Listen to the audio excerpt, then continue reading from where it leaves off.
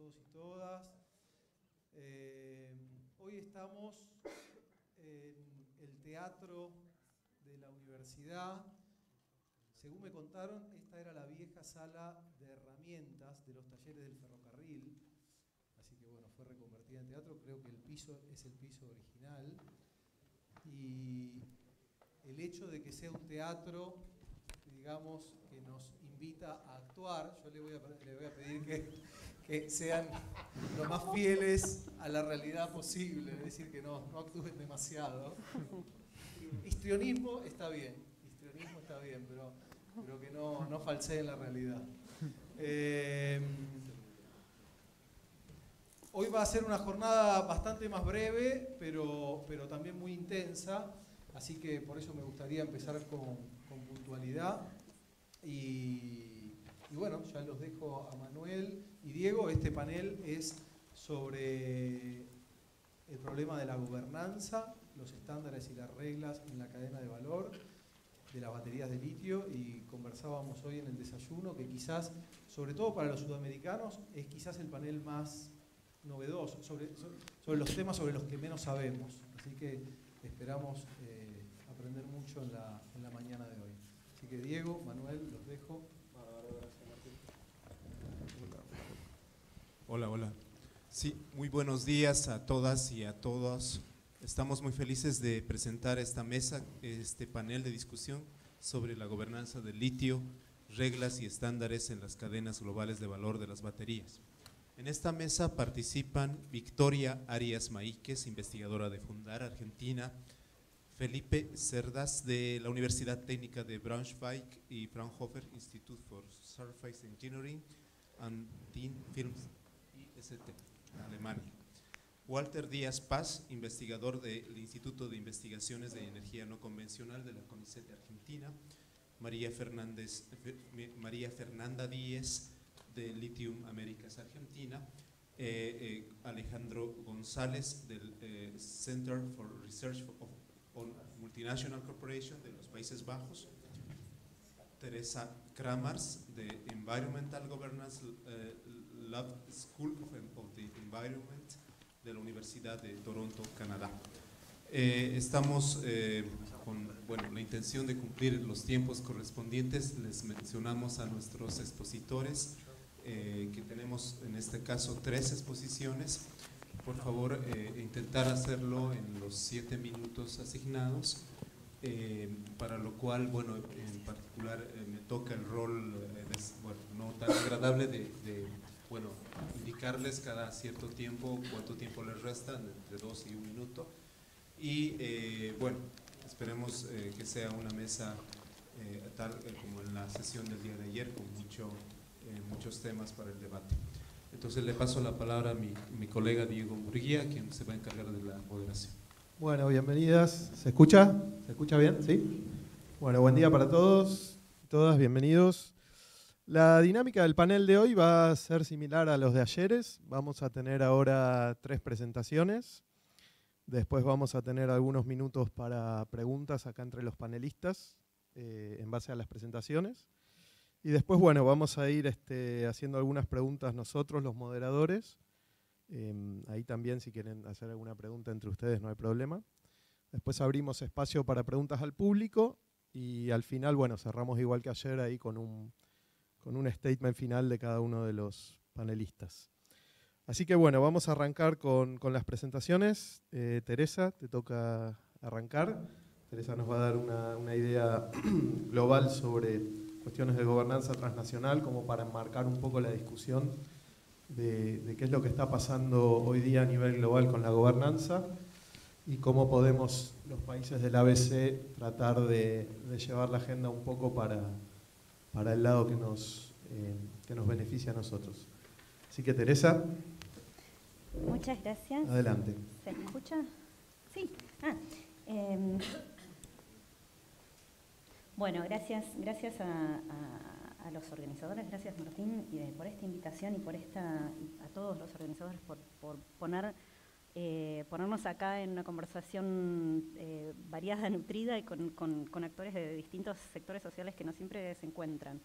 Yo soy Teresa Kramer, soy soy investigadora en la Universidad de Toronto y codirectora del Environmental Governance Lab, pero de formación politóloga, así que mi trabajo siempre está más enfocado desde política, de preguntas de quién tiene poder, quién lo necesita, quién lo accede, cómo, quién decide. Y este proyecto en particular un poco se conecta con las preguntas y las preocupaciones de la jornada de ayer sobre los impactos socioecológicos de la minería de litio. Les voy a contar, a ver si esto pasa. Bueno, es como que estoy sorprendida que todo funciona bien, no por... ¿Viste? Cuando las cosas van bien estás así. No importa. Es como cuando te subís en avión y huele y decís, bárbaro. Bueno, no quiero, como no hay tiempo, no quiero estar mucho con esto de cómo llegamos a este estudio. Este es un estudio que hicimos con dos colegas, uno de la Universidad de Sydney, una de la Universidad de Sydney y el otro de la Universidad de Guelph en Canadá. Pero lo que nos trajo este trabajo era, bueno, al ver estos impactos, cómo podemos hacer que la transición energética, energías renovables, responda más a principios de sustentabilidad. Y la encrucijada, entonces, como punto de partida es esto de que el suministro de minerales críticos es ambos respuesta y problema a una transición sustentable. Entonces, bueno, ¿cómo se gobierna esta cadena de valor? Hay algunos estudios incipientes que están empezando a tomar en cuenta que, bueno, que hay una serie de reglamentos y estándares que surgen para poder reglamentar un poco estos impactos. Entonces, nosotros desarrollamos una base de datos de 65 reglamentos y normas transnacionales y utilizamos un marco que es, en inglés es accountability y responsabilidad, en castellano es como que no me parece lo mismo, pero vamos a llamar eso. Un marco de responsabilidad para buscar dónde hay ausencias, dónde hay algunas trampas de gobernanza y algunas palancas para mejorar la gobernanza. No voy a llegar a cubrir todo, pero para decirles que las preguntas específicas que estamos haciendo a esta base de datos es, de estas 65 iniciativas que nosotros levantamos, ¿quién las diseña? O sea, ¿qué actor público, privado, voluntario, de la sociedad civil, de asociaciones híbridas, público-privadas, etcétera? ¿A quién responsabiliza la norma? ¿A quién rinden cuenta las partes? ¿Sobre qué actividad y sobre qué minerales? Porque estamos mirando litio, pero también otros minerales críticos, otros 49 minerales críticos. ¿Qué procesos se incorporan a la iniciativa, por ejemplo, industrial, para demostrar que hay una toma de responsabilidad y se está rindiendo cuentas por unos ciertos estándares? ¿Y qué sanciones existen si las hay? Para que se hagan una idea de lo que es el panorama de iniciativas que estamos evaluando, les doy algunos ejemplos de reglamentos y normas transnacionales que son aplicados, como decía, actores públicos, privados, voluntarios o acuerdos híbridos de gobernanza. Y acá los tengo organizados según funciones que desempeñan. Los estoy enumerando como de mayor a menor grado de fuerza regulatoria. Les puedo decir un poco más de estas iniciativas generales que están arriba, pero son como metanormas. Son estándares que no fueron desarrollados para regular la actividad minera ni la actividad específicamente del suministro de minerales y metales, pero a las cuales se adhieren muchas empresas o muchos procesos dentro de la cadena de valor, como los Objetivos de Desarrollo Sostenible o la Declaración de Naciones Unidas sobre los Derechos de los Pueblos Indígenas. No fue desarrollado para esta cadena de valor, pero es algo que inspira iniciativas de responsabilidad, influyen en el establecimiento de normas.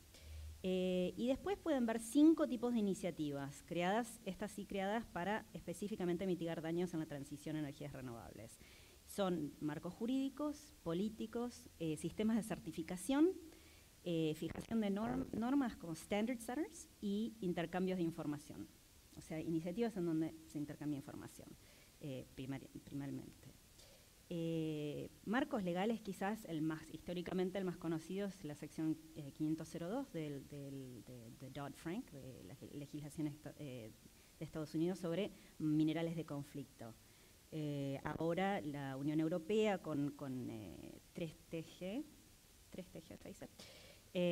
sobre minerales también conflictivos. Estas serían tipo de ilustraciones, o sea, ejemplos de marcos legales. También, se trata de un sistema de rendición de cuentas basados en el Estado como el actor principal.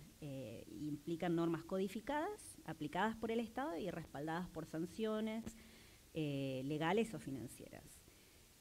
El segundo tipo, los marcos políticos, también son visiones a partir del Estado, o sea, el Estado es el actor principal y de autoridad principal, y son cursos de acción, ¿no? como visión de minería africana, no reglas específicamente codificadas. Tercero, los regímenes de certificación. Estos aplican o una norma nueva o existente, pero lo importante es que requieren verificación, validación, presentación de informes, muchas veces verificación por terceros. Y estos, la sanción puede tener lugar a sanciones. Acá en Argentina, los más conocidos dentro de estos certificadores son IRMA y EITI, ¿no? La iniciativa para garantía, no sé si lo estoy traduciendo bien, pero Iniciativa para la Garantía de Minería Responsable, Iniciativa para la Transparencia de las Industrias Extractivas.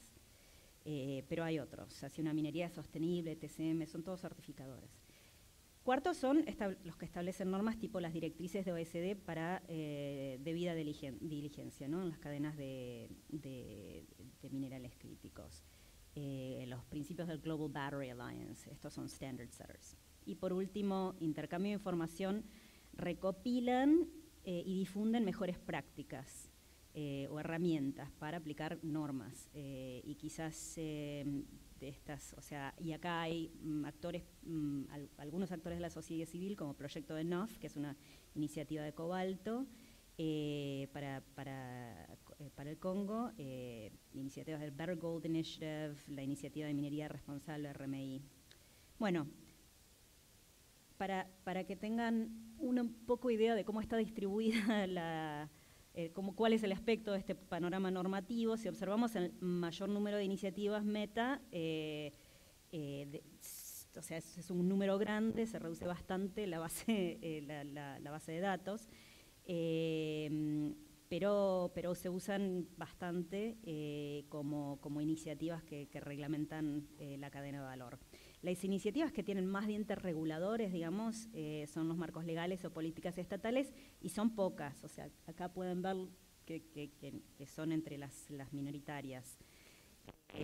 Los esquemas de certificación que tienen requisitos de verificación están dominados por actores privados que se regulan a sí mismos. Estos son muchos. Lo mismo con establecimiento de normas, intercambio de información. Y acá está... Cambió. Entonces, ¿qué es lo que produce este entorno normativo? Lo que estamos viendo como tendencia es que, bueno, la gobernanza es parcial, poco sistemática y mayormente voluntaria. Y les menciono, en cuanto a ausencias y trampas de gobernanza en este momento, tres grandes temas. Bueno, primero, como ya dije, aunque muchas metanormas, se reduce de 65 a 43 y solo tomamos las que están realmente desarrolladas para regir, para reglamentar la cadena de suministro de minerales críticos. En cuanto a los materiales que se regulan, solo el 70%, casi el 70% de las iniciativas están diseñadas para regular materiales conflictivos, o sea, minerales de conflicto, oro, estaño, tungsteno, tántalo. Tercero, el enfoque de las regulaciones es mayormente upstream. O sea, ahí es donde hay mayor reglas. Aunque incluso ahí encontramos varias lagunas en cuanto a seguridad de los residuos mineros, agua, derechos humanos, protección de derechos indígenas. Pero el último eslabón de la cadena de valor, lo que es el reciclaje, la eliminación, aguas abajo, la eliminación de baterías, de paneles solares, etcétera, de tecnología sin uso, es el que menos marco regulador tiene. Bueno, en cuanto a trampas, la mayor parte de las iniciativas son impulsadas por organismos internacionales y estados, pero están orientadas a establecer normas voluntarias para actores privados. Hay pocas sanciones. El 43% de las iniciativas que nosotros evaluamos no ofrecen pruebas de ninguna forma de sanción por no cumplir con una norma o con una regla prescrita. Otro 22% se basa sobre esto de naming and shaming, o sea, nombrar y avergonzar como forma de sanción por incumplimiento de normas, incluso de certificación. El 11% no menciona sanciones en absoluto. Así que bueno, esto puede ser una trampa también de gobernanza, o sea, sin sanciones puede convertirse en parece responsabilidad, pero en realidad no se verifica el impacto. Y tercero, hay muchas normas distintas, hay mucha fragmentación. Y el impacto, o sea, la repercusión de este panorama fragmentado es múltiple. Primero, voy a dar tres grandes impactos que nosotros analizamos. Propaga un enfoque medio indulgente para gobernar las cadenas de suministro que genera daños para personas y ecosistemas cuando se requiere en realidad una aplicación más estricta para mitigar daños ya conocidos. Segundo, en ausencia de normas claras, respaldadas por el Estado, los actores privados se enfrentan a un gran número de demanda de información y de rendir cuentas por requisitos que van cambiando, y esta genera una fatiga de auditoría. Algunas mineras me hablan a mí de muerte por Excel. Y en tercer lugar, una propagación de normas y esquemas de certificación también crea confusión para consumidor y, bueno, en todo caso permite un lavado verde de qué es lo que realmente está certificado y qué es lo que certifica. Entonces, para cerrar, estas tendencias muestran que la atención actual, así a nivel global por lo menos, se centra en lo que se puede hacer al margen de la supervisión, en una carrera por asegurar acceso a materias primas, en lugar de lo que se debe hacer para mitigar daños en esta transición a energías renovables. Y revela cómo las lagunas en gobernanza y trampas en rendición de cuentas pueden darse por supuestas y cómo una emergencia climática puede aplazar cuestiones de proceso y justicia en una transición sostenible. Y no voy a mencionar más nada para después poder entrar en conversación.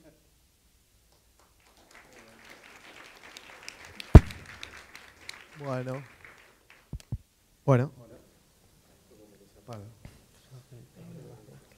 ¿Soy yo? Sí.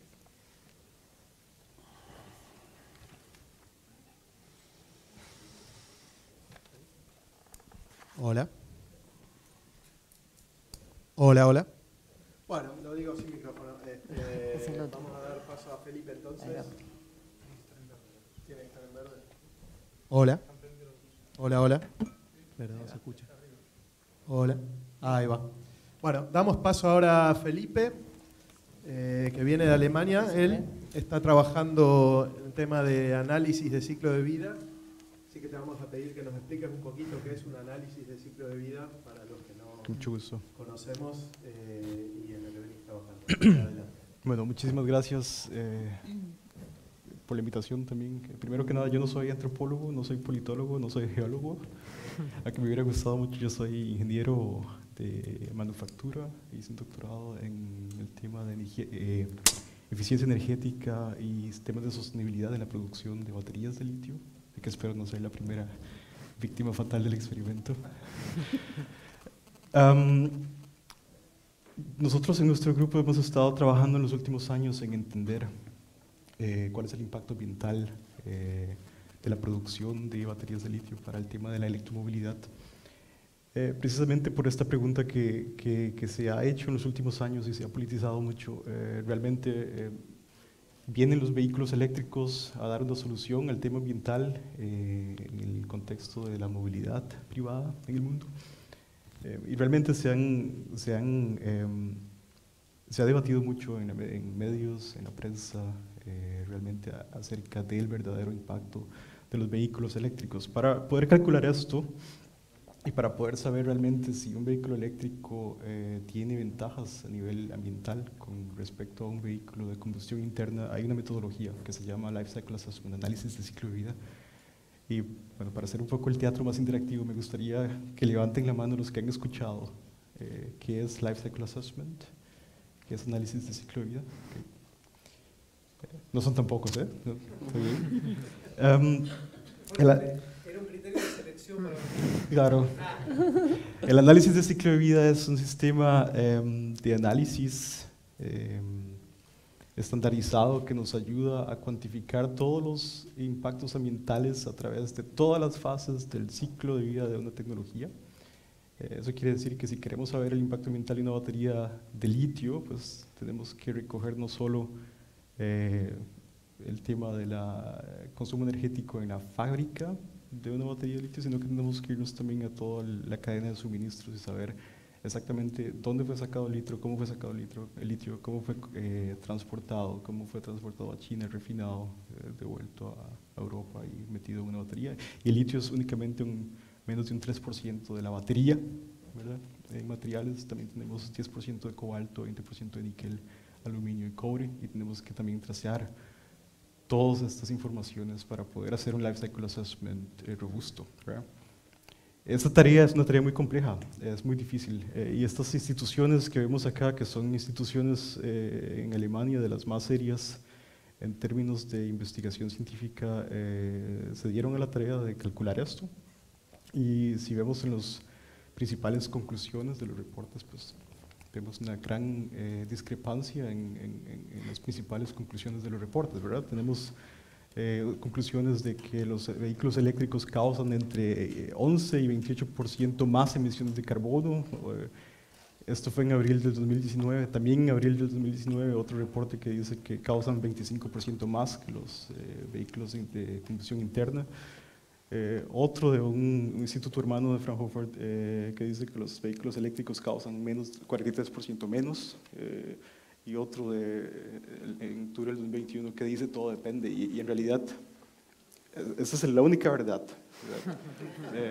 La única verdad es que realmente todo depende, y depende de cómo calculemos esta huella de impacto ambiental, porque al final podemos escoger el tipo de dato que queramos, podemos escoger el tipo de sistema que queramos, y pues si queremos reportar una huella de carbono que sea ventajosa para nuestras actividades, pues obviamente escogeremos el sistema más eficiente y la cadena más eficiente para reportar esto. ¿De dónde viene toda esta variabilidad y esta incertidumbre? Si vemos acá, esos son los resultados que tenemos actualmente para litio, y otra vez, litio es únicamente menos del 2% o el 3% de una batería de litio, es el material menos importante en términos de cantidad de materiales en la batería. Y vemos que hay una diferencia absurda entre los diferentes estudios que se han hecho solo para el litio, ¿verdad? Lo que tenemos acá, por ejemplo, Kelly es del Laboratorio Nacional de Argonne, el reporte de SQM que nos presentaron también ayer, uno de estos tantos estudios, pero como vimos ayer, es un salar para una compañía específica y que no realmente representa el mercado total global de litio en ese sentido. Ok, ¿cuál es el desafío, el reto que tenemos entonces por delante? Bueno, aquí falta una flecha, aquí debería haber una flecha, probablemente está escondido detrás del PDF, pero bueno. Esta es la nueva planeada directiva de baterías de la Unión Europea. Y yo resumí aquí un poco los principales milestones que tenemos que alcanzar, hitos que tenemos que alcanzar en los próximos años. Y estos son cosas que van a ser reguladas por ley. Y miren que empezamos relativamente temprano, en 2024, forzando a todas las empresas productoras de vehículos a hacer una declaración de la huella de carbono. Simplemente la declaración, no estamos hablando ahora de niveles de transparencia o niveles de incertidumbre, simplemente declarar la huella de carbono de la batería de litio. Para el 2026 se espera que la Unión Europea empiece a desarrollar etiquetas y labels como las que existen ahora para eficiencia energética, pero para temas de carbono emisiones. En el 2027 se van a definir presupuestos para las empresas, presupuestos que van a implicar capitalizaciones del tema de impacto ambiental. Un presupuesto en ese sentido se refiere a decirle a la empresa automotriz X, ustedes tienen derecho a producir no más de esta cantidad de emisiones de carbono, lo que va entonces a implicar que estas empresas van a tener que maximizar este presupuesto en términos de producción, producir más eficientemente para poder seguir profitando como lo han hecho hasta ahora. Y eso solo en términos de huella de carbono. Eso es, lo que tenemos abajo es temas de contenido de materiales reciclados, que también es un tema muy importante en Europa en el momento, pues porque Europa no tiene metales, y no tiene los metales que necesita para baterías, y entonces esto es una forma también de asegurarse que vamos a tener esta cantidad de metales también en el futuro. Y proponen que en el 2027 se tiene que declarar el contenido de materiales secundarios en una batería de litio. En el 2030 se deben alcanzar estos valores: 12% de cobalto, 85% de plomo, 4% de litio, 4% para níquel. El plomo está aquí porque también eso es para baterías industriales, no solo para baterías de movilidad. Y en el 2035 se tiene que subir esta cantidad de materiales secundarios a 20% de cobalto, 10% de litio, 12% de níquel. Eso ya es ley que ya pasó, eso se va a implementar. No son temas que se están discutiendo, sino que ya están en el manuscrito de la directiva de baterías. Esto ha conllevado también a una discusión un poco más técnica en el contexto de la industria automotriz. Me faltan 2 diapositivas. Que ha conllevado a discutir cuáles son las tecnologías que tenemos y que necesitamos para realmente implementar este tipo de informes ambientales que sean robustos, que sean creíbles y que podamos confiar en ellos. Y muchas de esas acciones de estas discusiones están girando en torno a lo que llaman un pasaporte digital. No sé si han escuchado el término pasaporte digital y todo lo que está en relación con el tema de las regulaciones de la cadena de suministro. El pasaporte digital está concebido como un récord digital de todas las actividades que hay detrás de un producto. Para que yo como consumidor, si me compro un Tesla, tengo acceso a saber de dónde viene mi producto, el producto que compré, cómo fue el litio producido, cómo fue el cobalto producido y transportado, etc. Suena un poco como ciencia ficción. La motivación realmente viene del tema circular economy, o la economía circular, precisamente porque las empresas están forzadas a reciclar materiales y a incluir materiales secundarios dentro de sus procesos de producción, y para poder hacer esto es necesario saber cuáles materiales están en la batería de litio. Se planeó entonces el tema del pasaporte digital para poder saber exactamente qué materiales están ahí, qué procesos de reciclaje necesito yo para recuperar estos materiales.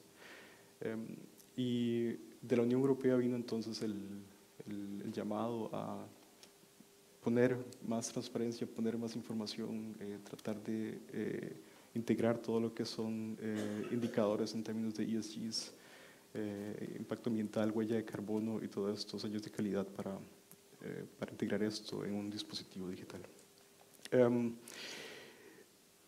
Aquí hay una fecha que es bastante, ese es pasado mañana, el 1 de enero del 2026, el plan para implementar esto. Y si juntamos esta información con lo que vimos al principio, la cantidad de incertidumbre, la cantidad de datos que nos faltan y infraestructura para coleccionar estos datos y almacenarlos, para confiar en ellos también es muy duro, muy difícil pensar que vamos a poder establecer esto para el 2026. Hay una serie de ventajas que podemos discutirlas después para no ir más de lleno en esto, pero también hay muchos desafíos. La logística, el trazamiento de los datos, la accesibilidad, transparencia, la validez, quién va a verificar, quién va a validar, cómo vamos a manejar estos datos, al final quién los va a gobernar. Todo eso está asociado con un costo grande, con un tema de personal, de capacidades también, que hay que preguntarnos si lo tenemos, si lo necesitamos, etc. Eso es todo lo que traje para hoy. Muchas gracias.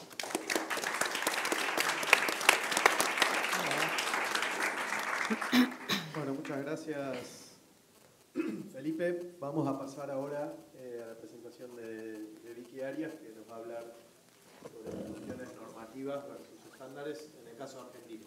Bueno, gracias. Gracias por la invitación y por el espacio.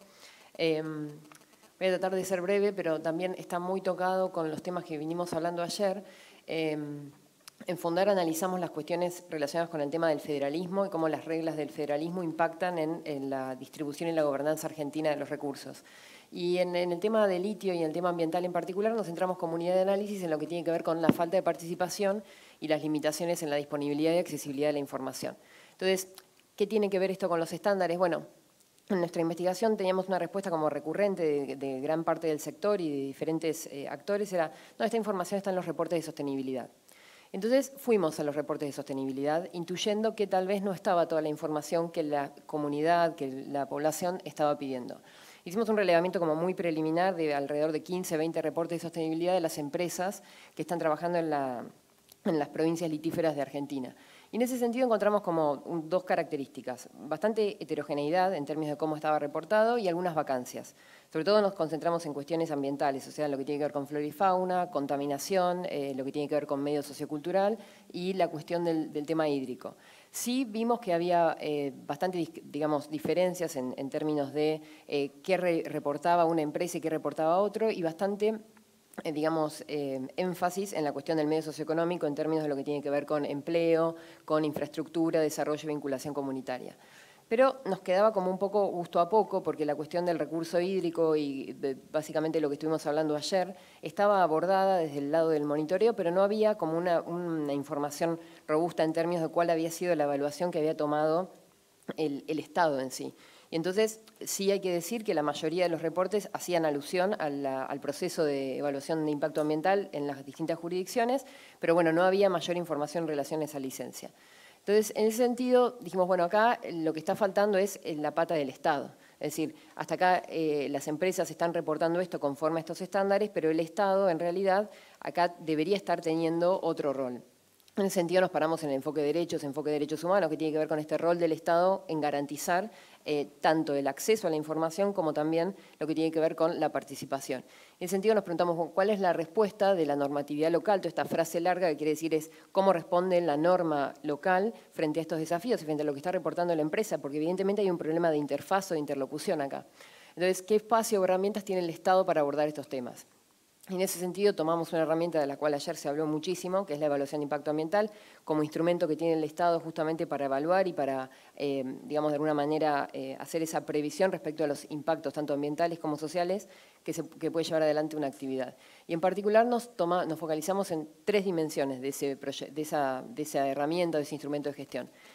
Acá hay un sesgo, mi sesgo es jurídico, entonces a mí me interesaba saber, a nosotros nos interesaba saber quién era la autoridad que diseñaba esto y quién otorgaba esa licencia. Entonces, si bien analizamos el acceso a la información y el diseño de las instancias de participación pública, porque lo que hablamos mucho ayer fue, bueno, las normas están, bueno, está bien, ¿cuáles son las normas? ¿Y cómo están diseñadas y quién las diseña?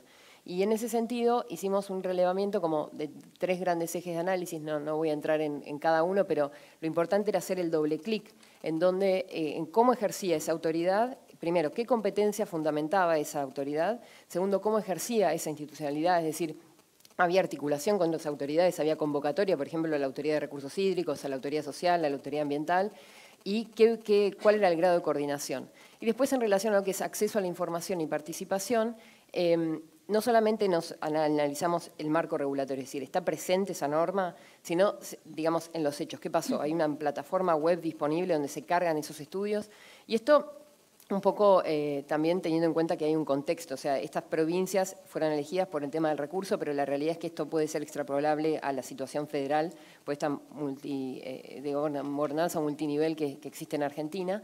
Y el último punto fue el de la participación pública. Y hablamos, bueno, analicemos cómo está reglamentada, primero si está reglamentada, cómo está reglamentada, si hay metodologías, porque es muy importante entender también que a veces se garantiza la participación pública o se establece la instancia, pero el diseño es todo y es la clave que condiciona en definitiva la participación. Y después, y un punto bastante álgido del tema, que era la coordinación y cómo, si existe, se da la integración con los procesos de CLPI, o sea, de consulta previa libre e informada. Y en ese sentido, para no aburrirlos y para ser muy respetuosa con el tiempo, encontramos como varios hallazgos, pero en términos comunes sí existen normas sobre participación pública, pero el grado de detalle va variando de jurisdicción a jurisdicción. Entonces, algunos estipulan de alguna manera alguna norma que está más vinculada a lo que tiene que ver con RCE y otros no, tienen una metodología más desarrollada, fruto de procesos que estuvieron haciendo últimamente, pero sí casi todas las jurisdicciones tienen una imprecisión respecto a cómo se articula con el proceso de consulta previa libre e informada. Y respecto a la información pública nos encontramos con una cuestión bastante relevante, que es que no encontrábamos los estudios de impacto ambiental disponibles online.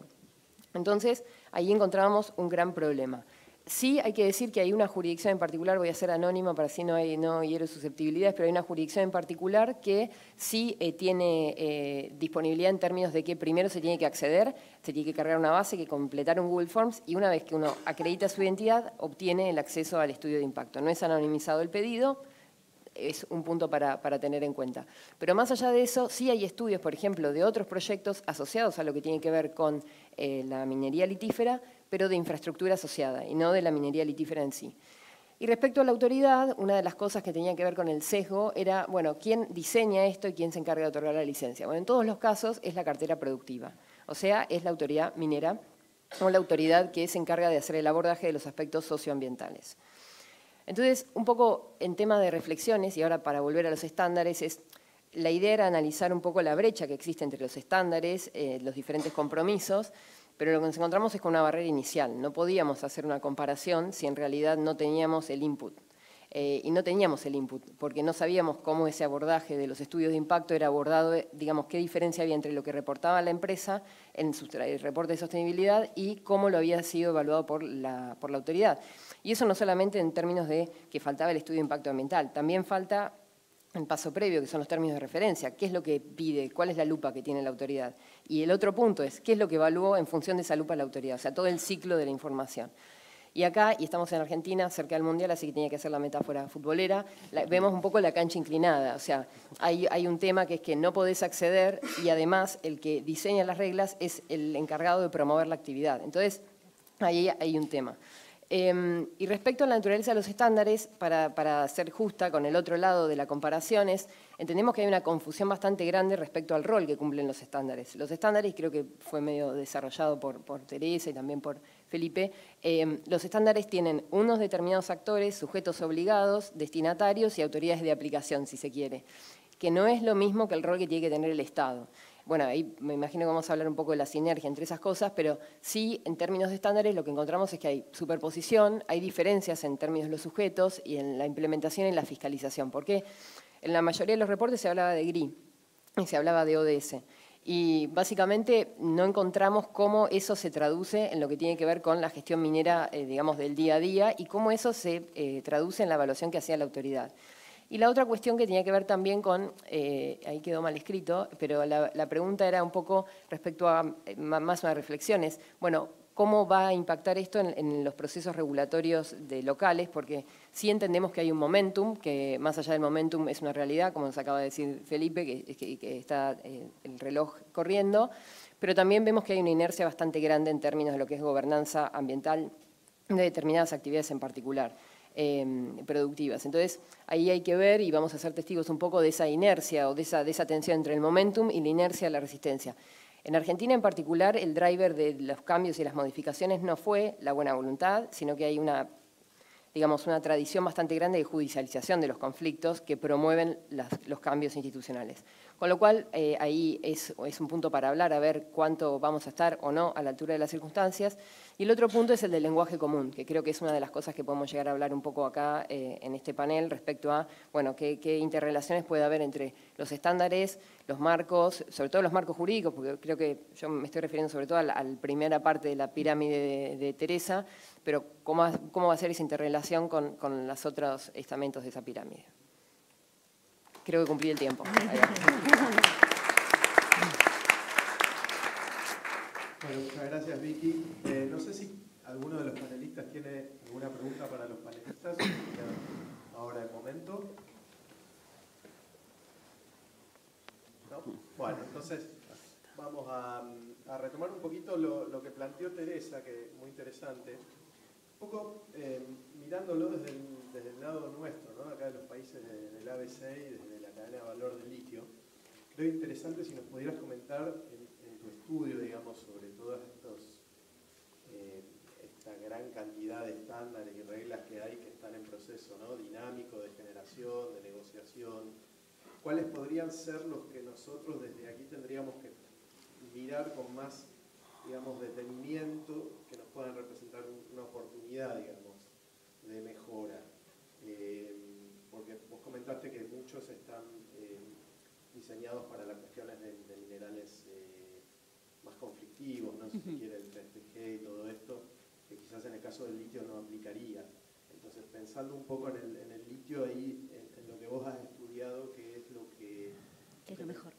Sí, lo que nos presenta más una oportunidad, digamos, para tratar de mejorar acá en los países del ABC. Esa es un poco la primera inquietud.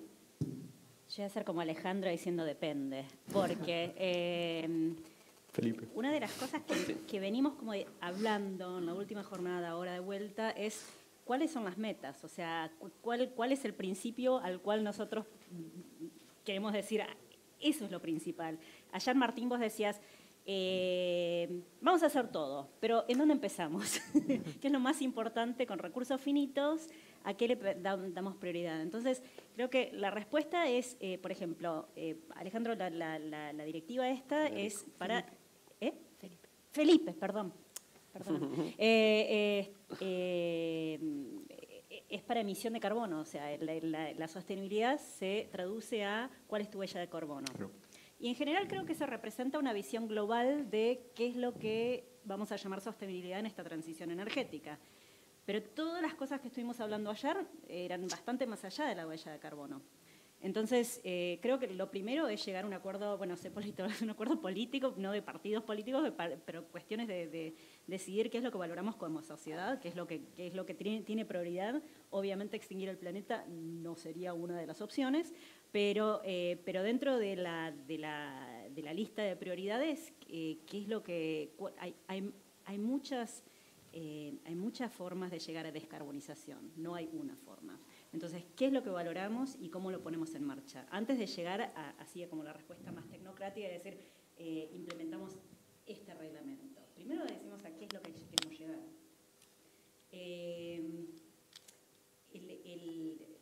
Estoy como respondiendo a tus preguntas medio por el costado. O sea, una de las cosas que a mí me llama la atención es cómo estándares internacionales se encuentran con los locales. Y son entrevistas que he hecho a distintos ministerios de minería, etcétera, en provincias,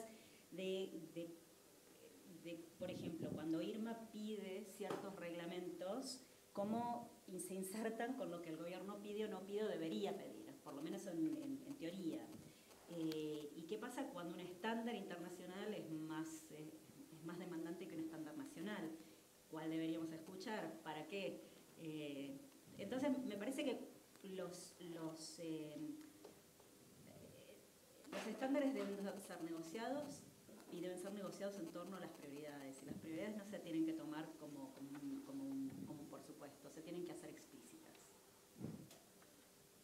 Perfecto, sí, queda claro. O sea, dar vuelta a la pregunta, digamos, de ver a dónde queremos llegar y después ver qué esquemas de estándares o esquemas de gobernanza nos pueden ayudar a llegar a eso. Exacto. Perfecto. Habiendo dicho eso, no. yo apoyaría estándares que son un poco más amplios que simplemente dar una rendición de cuentas sobre solamente la huella de carbono. Me parece que es bastante limitado, por todas las razones que hablamos ayer. Ahí hay una cuestión interesante que planteas de que hay la necesidad tal vez de compatibilizar los intereses de los actores que están ahí, ¿no? Bueno, vamos a simplificar, ahí está un poco la red de actores internacionales del sector privado y estos espacios de voluntarios por un lado, también está el Estado con sus distintos niveles y los territorios, ¿verdad? Entonces, ¿tú cómo ves esa complejidad? O sea, ¿cuál es la salida? O sea, ¿vamos a partir de los territorios o vamos a partir del Estado? Es decir, hay una necesidad de compatibilizar justamente esta diversidad normativa. ¿Cómo ustedes han trabajado ese tema? Primero que cada actor tiene, se constituye para algo muy específico. El Estado se constituye para ser representante de su electorado. La función de la industria es ganancia. O sea, a mí me parece siempre cuando estoy en el exterior trato de traducir como pedir peras al olmo, esto de pedirle funciones públicas al sector privado. Hasta cierto punto, no es su naturaleza, o sea, no me parece que eso sea bueno o malo, no está para eso. Hace muchas funciones públicas cuando el Estado se retrae, pero, ¿cómo se llama? Pia Marchignani habla sobre el Estado sustituyente, ¿no? O sea, son las sustituciones entre Estado, sociedad civil y mercado. Pero cada uno se conforma, cada uno de estos actores, sociedad civil también, es para empujar ciertas normas y ser campeones de cierta visión y ciertas normas que nadie los votó para empujar ese tipo de normas, ¿no? O sea, entonces es una es un diálogo, es una conversación entre actores con distintas, no solo intereses, pero con distintas razones de ser, o sea, existen para distintas cosas. Entonces, ¿dónde empezar?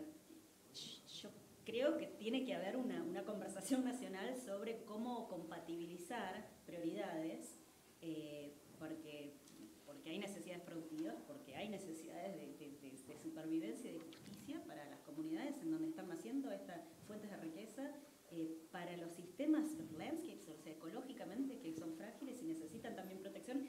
¿Y quién habla por la naturaleza? O sea, ¿quién se aboga ese derecho a decir esto es lo que se necesita? Y el Estado negocia no con todo el margen de acción. O sea, el Estado también está insertado en un orden internacional en donde también tiene un rango de acción. No tiene todas las opciones abiertas tampoco, muy prácticamente. ¿Puedo agregar algo? Yo creo que hay que tener mucho cuidado con esos sistemas de verificación y basados en la auditoría por todas las trampas que comentó Teresa. Hay conflictos de interés, no hay transparencia. Muchas veces, muchos de estos esquemas no hay transparencia en cuanto a los resultados de las auditorías. Además, el sistema de auditoría es muy problemático. Hay un montón de investigación que ha demostrado que esos sistemas voluntarios no han resultado en mejoramiento de las condiciones en el terreno, de condiciones laborales de las comunidades. Hay tragedias que han sucedido. Por ejemplo, Brumadinho había sido certificada 8 meses antes y luego como declarada segura y pasó el accidente. Hay problemas con los auditores que no tienen la suficiente capacidad para hacer una evaluación de derechos humanos, conocimiento. Además, son auditorías que son rápidas, quieren enfocarse en reducir costos, ¿verdad? También quién les paga a estos auditores, o sea, ese conflicto, no hay un financiamiento independiente. Y además es una transferencia de responsabilidades del Estado a actores privados para monitorear y evaluar el cumplimiento de obligaciones jurídicas, ¿no? Entonces, creo que es muy problemático ese sistema de verificación por terceros. Otra cosa son los estándares que ahorita podemos platicar, como el estándar de IRMA. El estándar en sí es otra cosa, pero las auditorías tienen muchas complicaciones. Tenemos unos apuntes justos sobre el trabajo. Exactamente. Sí. Y luego pasamos a la palabra. Claro. Sí. Claro, bueno, un poco Alejandro, ya que tomaste la palabra, el tema de la nueva regulación para baterías que se está discutiendo en Europa es un tema que para el proyecto nuestro es de bastante interés y entendemos que, bueno, dicha regulación, que es una regulación, valga la redundancia, o sea, va a ser un requerimiento, una exigencia, probablemente tenga un capítulo de debida diligencia, ¿no? Que eso va a tener implicancias para los países productores de litio como los nuestros, sí, para todos los actores, para las empresas productoras de litio, para el gobierno y para comunidades. Entonces, acá queremos preguntar, ya que a través de tu trabajo en SOMO y con el proyecto Resourcing estuviste involucrado en esa negociación, si nos puedes explicar un poco en qué consiste un proceso de debida diligencia para minería, cómo se está pensando eso desde Europa, y cuáles son los principales puntos de disputa, si se quiere, las principales tensiones que hay que se están discutiendo, y cómo eso después, digamos, se puede aprovechar, digamos, ¿no? Desde el punto de vista en la región del ABC. Sí, bueno, esta propuesta de las baterías sí va a tener muchas implicaciones, además de todos los elementos que comentó Felipe, de la huella de carbono y del contenido de reciclado y demás. Sí, incluye un componente de debida diligencia mandatoria, ¿no? O obligatoria, que es una tendencia, muchos países están ahorita desarrollando esta obligación de debida diligencia. Hay que entender qué es debida diligencia en derechos humanos, ¿no? Esto quiere decir que las empresas primero tienen que establecer una política de derechos humanos y la tienen que incorporar dentro de su sistema de gestión. Tienen que identificar los impactos reales y potenciales. Impactos para los derechohabientes, para los titulares de derechos, no los impactos para la empresa, sino los impactos que pueden tener en los trabajadores, en las comunidades, en el medio ambiente, y deben de remediarlos, mitigarlos, evitarlos, comunicar públicamente cómo hacen este trabajo. Ahora bien, la regulación de las baterías va a obligar a cualquier operador económico que ponga una batería en el mercado europeo, ya sea un importador o un fabricante, a cumplir con estas reglas. Antes de la debida diligencia tiene que adaptar y comunicar claramente al público una política empresarial. Esta tiene que estar basada en los principios rectores de derechos humanos y en la guía de la OCDE.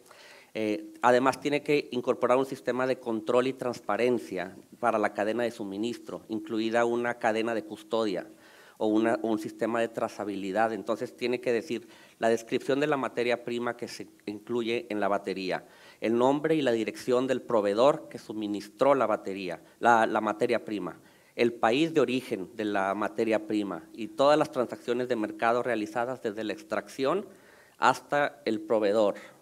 Y las cantidades, ¿verdad? Y además tiene que incorporar esta política de derechos humanos en sus contratos con proveedores, tiene que establecer un mecanismo de reclamación como un sistema de alerta rápida sobre posibles riesgos o posibles, como un mecanismo. Entonces, esto abre posibilidades para los países donde se produce y tiene que determinar y evaluar los efectos negativos asociados a unas categorías de riesgo, ¿no? Que incluye medio ambiente, el aire, el agua, la biodiversidad, los derechos humanos. Entonces es una legislación muy ambiciosa que también puede sentar un precedente para otras regiones del mundo. Europa es un mercado muy importante, ahorita hay 7 megafábricas, ¿no? Pero para 2026 va a haber 30. Pero claro, como decimos, el diablo está en los detalles, ¿verdad? ¿Cómo van a evaluar los efectos negativos, ¿no?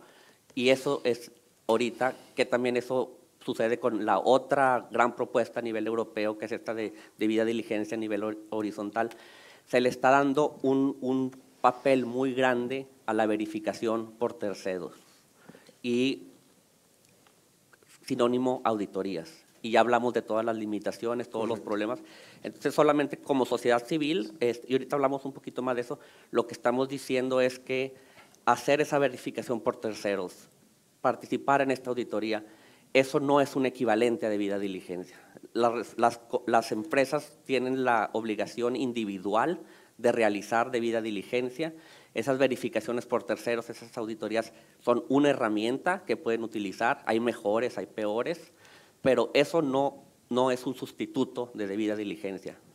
La debida diligencia es individual y la tienen que realizar de manera constante. Y hay otras recomendaciones que podemos platicar. Claro. Perfecto. Sí. Es muy importante lo que estás mencionando. Justamente me parece sustancial. Y perdona, Felipe, vamos a trazar un poco la discusión para que no se nos acabe el tiempo. Un poco la idea de también ver la visión del sector privado. Tenemos a María Fernanda Díez, que está de Lithium Américas. ¿Ustedes cómo están viendo este tema de esta, digamos, complejidad normativa y cómo traza el tema de sustentabilidad Lithium Américas como una experiencia en la región? Y también para los desafíos del sector privado en este tema de, digamos, las posibilidades y oportunidades que de la transición refleja también es también un reflejo del conjunto de desafíos normativos para trazar una sustentabilidad legítima para todos los actores, que es lo más complejo. Y por otro lado, vamos a ir trazando, seguramente tienes complementaciones, Felipe, y Walter Díaz nos hablará también del tema de repente que otros aspectos está descuidando esta línea de trazabilidad y de mediciones de impactos, y Walter trabaja con el tema de huella hídrica y nos hablará seguramente de ese tema. Entonces vamos atrasando un poco esta media hora que nos queda y para que no nos pise el tiempo. Entonces empecemos tal vez con María Fernanda, luego Felipe y después Walter. Bueno, muchas gracias. Sí, yo trabajo en Lithium Americas, que es una empresa litífera con sede en Vancouver. Tenemos un sitio en Nevada, en Estados Unidos, y fundamentalmente 2 en Argentina. Uno en Jujuy, donde tenemos una joint venture con Ganfeng y con la provincia de Jujuy, GEMSE, que es Minera Exar, y en Salta, en Pastos Grandes. Yo ahora voy a hablar de los estándares, y full disclosure, yo provengo del mundo de los estándares. Yo trabajé 10 años en el International Council on Mining and Metals, con sede en Londres, ICMM, que yo diría que le hace competencia a IRMA, no me lo han mencionado, pero... No mencioné 65, dije solo... Por eso, es una cargada y es mi sesgo, pero de todos modos nos inclinamos por IRMA también, full disclosure. Quiero, antes de ir a eso, ir a un punto muy interesante que hizo Teresa acerca de las sanciones o la falta de sanciones que existe con respecto a los estándares, porque en definitiva sí son voluntarios, están fijados por organismos que no son supranacionales, sino que no tienen capacidad de enforcement. Sin embargo, mi sensación es que naming and shaming no es la única sanción que existe. Yo creo que cada vez más existe algo que se da por llamar shareholder activism, es decir, como un activismo por parte de los accionistas que pretenden invertir, que sus inversiones sean éticas, pretenden enorgullecerse y poder defender el tipo de inversiones que hacen y que votan con los pies o invierten con los pies, en definitiva.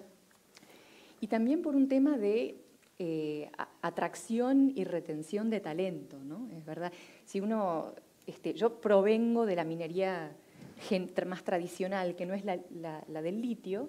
En este momento el litio está un poco de estrella del rock and roll de la minería, lo cual vivimos con cierta ambivalencia, lo digo sinceramente, porque no es una posición cómoda. Y en ese mundo de la minería tradicional, si alguno de ustedes viene aquí, por ejemplo, a una clase de MBA y le pregunta a un grupo de estudiantes, ¿quién quiere trabajar en una industria que está en la frontera de la innovación, que tiene el potencial para transformar la suerte económica de países como el Congo, donde no invierte nadie? ¿Quién quiere trabajar en ese tipo de industria? Todas las manos. Si después decís, ¿quién quiere trabajar en minería? Entonces, la minería, por motivos muy legítimos, por motivos históricos y desde procesos de cowboy a distintos tipos de desempeño, tiene legítimamente muchas preocupaciones, pero yo diría que por eso en algunos casos ha sido punta de lanza en la reconstrucción de lo que yo llamaría un contrato social. Yo, como vos, provengo de la ciencia política y me parece que, si bien es verdad que los actores, cada uno tiene su razón de ser y por definición el sector privado busca beneficios, esa es definición de su razón de ser, creo que el contrato social con la sociedad y el sector privado ha ido cambiando a lo largo del tiempo. Entonces yo diría que, por ejemplo, en el siglo XIX, cuando Europa y en alguna medida también Estados Unidos se industrializaron sobre la base de mucha actividad minera, lo hicieron con un contrato social donde el sector privado ponía, ante el riesgo ponía dinero y a cambio sacaba beneficios y la sociedad lograba producto, materiales. Con el tiempo esa segunda parte de la ecuación se fue sofisticando, ¿no? Queremos materiales, pero además queremos seguridad. Queremos que las personas lleguen a su casa sanas y salvas al final de su jornada laboral.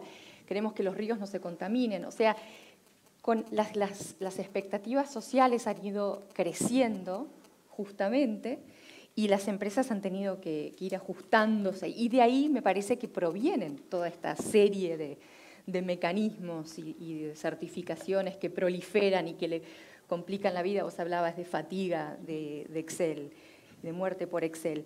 A mí me parece que no habría que hacer demasiado énfasis en eso. Yo creo que lo fundamental, gracias, lo fundamental es medir. Una vez que uno hace medición, y eso hay que hacerlo de todos modos, porque si uno no mide no sabe si está haciendo las cosas bien, ¿no? Como punto de partida. Pero cuando uno está haciendo medición y monitoreo con vistas a lo que tiene que reportar, ya por más que sean diversas formas de reporte o de informes, o sea, yo no sobreenfatizaría el problema burocrático de tener distintos formas de informe. Creo que es un momento en que hay que hacerlo así, hay que reportar de diversas formas y uno se puede actualizar, se puede adecuar a eso desde el sector privado. Sí diría que la medición y el monitoreo son particularmente fidedignos y creíbles cuando son participativos. Entonces, por ejemplo, nosotros, Vicky, vos hablabas de la calidad de la información, de hasta en qué medida la información es accesible, asequible.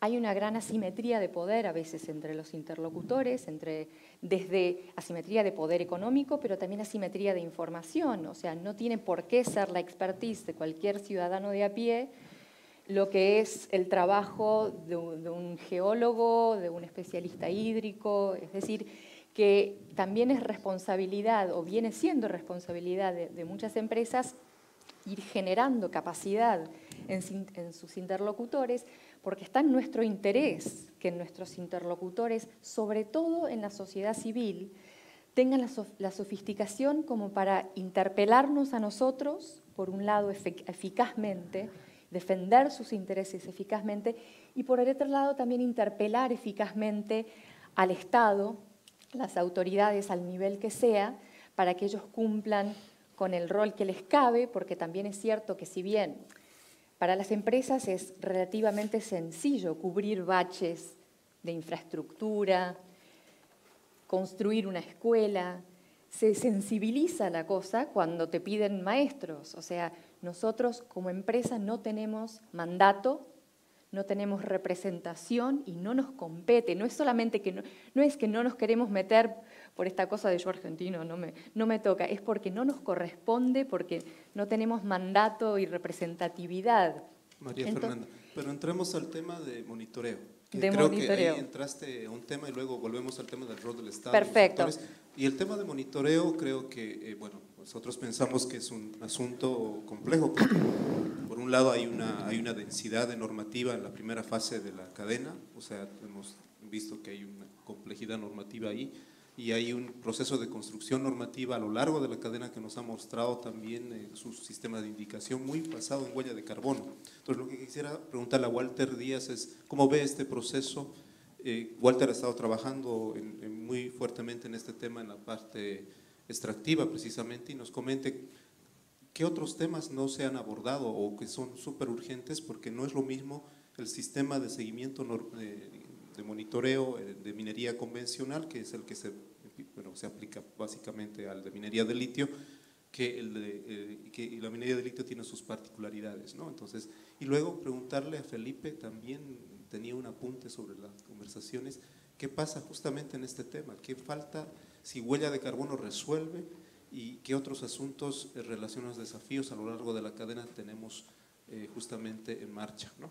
Adelante, por favor, bueno, Walter. Primero que nada, buen día, muchas gracias por la invitación.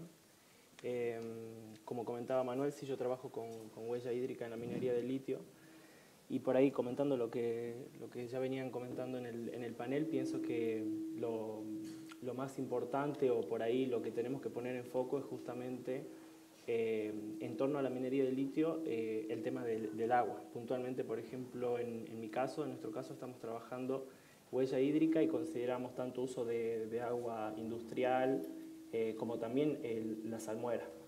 Entonces, me parece que ese es un punto importante, sino no perder de vista esa discusión, o sea, que la salmuera también forma parte, digamos, de los recursos hídricos, y que quizás desde el punto de vista productivista, ¿no?, y medio antropocéntrico, en este momento no tiene otra utilidad, ¿no?, o otra utilidad potencial, pero sí no desconocer el rol ecológico que tiene y la funcionalidad en cuanto a lo que es el ciclo hidrológico.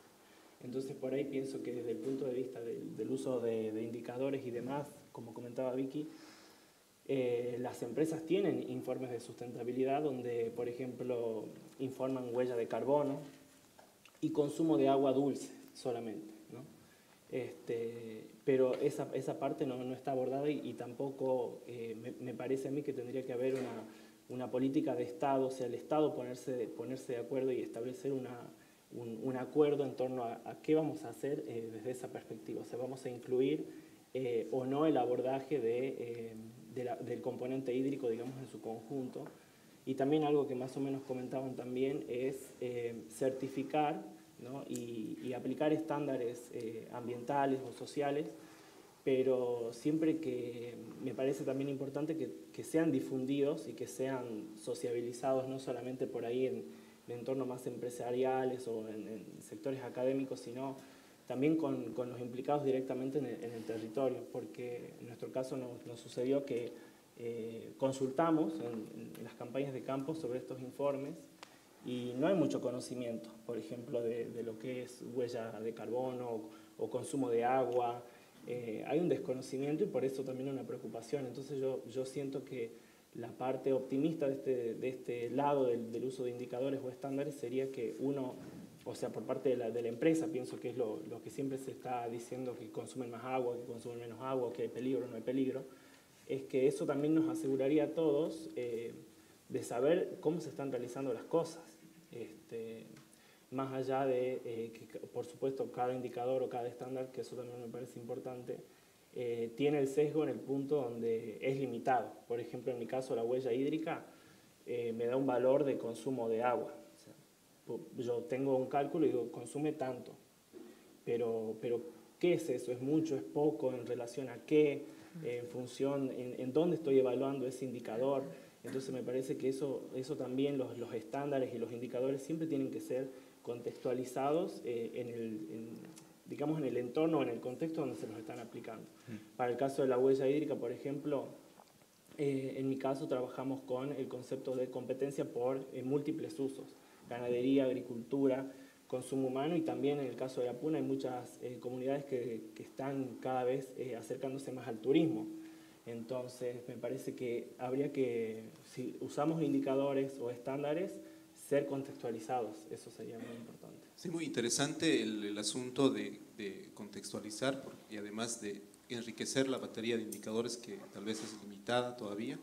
En ese sentido, Felipe, tal vez en la cadena de valor hay una serie de desafíos y vacíos que, bueno, es un proceso de construcción todavía. ¿Quisieras comentar algo sobre el tema de indicadores? Sí, primero quería comentar que yo no traigo la bandera de carbon footprinting. La Life Cycle Assessment tiene una serie de otros indicadores que son importantes también, que se están discutiendo en todos estos gremios en Europa que traen a las empresas automovilísticas a definir realmente cuáles se van a utilizar para comparar las diferentes cadenas de suministros de las diferentes empresas automovilísticas. Hablé del tema carbon footprinting, de huella de carbono, porque es el único indicador en la directiva de baterías que tiene una fecha concreta y que tiene límites concretos y que está realmente asociada al tema del Acuerdo de París en el 2015, que los países se comprometieron, y que va a conllevar a un negocio al final, porque estamos hablando de darle un presupuesto a los países y darle un presupuesto a las empresas de huella de carbono, que al final va a monetizar este espacio. Y al monetizar este espacio, entonces vamos a generar un incentivo que es un incentivo mucho más importante para las empresas en el hemisferio norte, al final, que el tema social o que el tema de impacto local. Entonces yo creo que, nada más para comentar eso, y después en temas de retos, primero tenemos un vacío metodológico muy grande en cuanto a lo que se refiere a la cuantificación de impacto ambiental en términos de ciclo de vida. porque tenemos impactos ambientales globales, locales, regionales. Tenemos muy malos modelos, los modelos que tenemos son muy malos. Ayer hablaba alguien, no me acuerdo, de pipetas, muestras de agua en pipetas, y con esto desarrollamos modelos de ecotoxicidad en ecosistemas, en seres humanos, sin saber realmente si esto se puede escalar a otro tipo de regiones, a otro tipo de geografía. No sabemos realmente si tenemos emisiones de sulfato o emisiones de fósforo en algún tipo de lago, cuál es el efecto de eso. Es un poco lo mismo que pasa con el agua. Tenemos indicadores de cuántas emisiones de fosfato caen al agua, pero no sabemos realmente cuál es el efecto de esto en el impacto ambiental en un lago específico del mundo. Podemos hacerlo en el laboratorio y desarrollar modelos con esto. Y con estos modelos estamos haciendo o tomando decisiones. Sí. El tema de datos me parece que estás mencionando vos es central para el análisis del ciclo de vida. Pero en general todo lo que es información es clave para la toma de decisiones, para certificación, para auditoría. Y bueno, por lo menos en Argentina el tema de acceso a datos e información es complicado, es un problema. Creo que Chile está más avanzado en eso, no sé cómo estará Bolivia, pero de la experiencia nuestra aquí en Argentina, como mencionaba Vicky, es un problema. La generación de datos, quién lo genera, cómo se transmite, quién lo valida, ¿no? La validación social del conocimiento que hablábamos ayer, que es un tema súper relevante, pero que cuando uno analiza estándares, incluso estándares como el IRMA, no lo llega a ver. Entonces tenemos, lo que venimos hablando, veo yo, todo un tema, una centralidad de datos que puede generar oportunidades. Los estándares lo van a exigir, ¿no? Cuando vengan a certificar IRMA o otra cosa, van a exigir datos. Entonces hay una demanda de datos y un déficit de generación. Y ahí está, por un lado el Estado con la normativa y por el otro lado viene toda la parte de demanda de afuera. Yo quería preguntar a Vicky y después al que quiera retomar, ¿qué oportunidades hay ahí para usar estas mayores demandas que vienen hoy día de datos y de certificación para elevar los estándares en Argentina? ¿Cómo ves esa oportunidad? ¿Qué habría que priorizar? ¿No? Estábamos hablando de que hay que priorizar algunas cuestiones. Me parece, justo estaba anotando, si no salía esta pregunta, estaba en el guión. No, me parece que es interesante porque creo que hay dos planos del tema. Uno, la discusión sobre quién genera el reporte, quién genera el estándar, cómo se valida, etcétera, que es una discusión que creo que sea el Estado, el sector privado, tiene que darla al mismo tiempo que se requieren y se capitalizan algunas cuestiones, como una especie de capitalización estratégica de la información.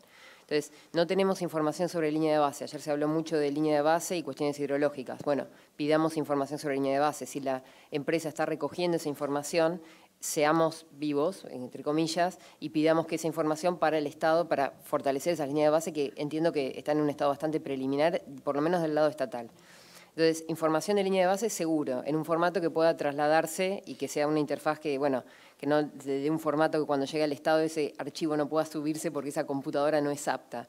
Ese como primer punto. Y el otro tema que creo que es importante y lo traía Fernanda, que es el tema de todo el trabajo que hace con las comunidades, la población, la empresa. Y ahí hay un tema en relación a los documentos de divulgación, a la accesibilidad y a la interlocución y cómo entienden los proyectos, las comunidades, los diferentes actores. Creo que la mayoría de las empresas generan algún tipo de reporte, vamos a tener en cuenta que son diferentes estándares, diferentes contenidos, pero ya tienen una práctica de generar resúmenes ejecutivos, explicación de la actividad, y eso muchas veces no se ve en la evaluación estatal. O sea, no se ve que ese documento de divulgación esté efectivamente en el expediente de evaluación de impacto. Y es una cosa mínima, es una cuestión muy tecnocrática, muy específica, y eso podría capitalizarse sencillamente. Esto, independientemente de la discusión más profunda respecto a quién hace el estándar y cómo se evalúa. Y creo que también hay un tema respecto a estar en las mesas de discusión. Argentina, por ejemplo, suscribió a AITI, y tiene una calificación, creo que salió moderada, es polite para decir que estamos ahí, pero justamente cuando haces doble clic en el capítulo ambiental, resulta que no hay información y hay una aclaración específica que dice el Estado federal está haciendo transparencia de sus operaciones, pero específicamente los estados provinciales todavía no hay ninguno adherido. Y eso es un síntoma también. Entonces, creo que hay dos discusiones, una de la de capitalización específica, la más técnica, la de a dónde, qué nos sirve, y en términos de operaciones litíferas creo que arrancaría por la línea de base y sobre todo la información geológica, hidrogeológica, y la otra discusión es la de la participación y capitalizar ya herramientas y profesionales que laburan, perdón por la informalidad, dentro de las mismas empresas. Cuando ves la capacidad de la empresa en términos de vinculación, tenés equipos de antropólogos, equipos de sociólogos, vinculaciones, licenciados en comunicación, y si vas a los datos estatales, en las provincias argentinas creo que es menos del 6% de datos de sí, no sé si es 2020, de 2019, el 6% de la conformación de los equipos de las autoridades es lo que representa a un especialista social. Entonces ahí vemos una discrepancia bastante grande. Esa es un poco la visión.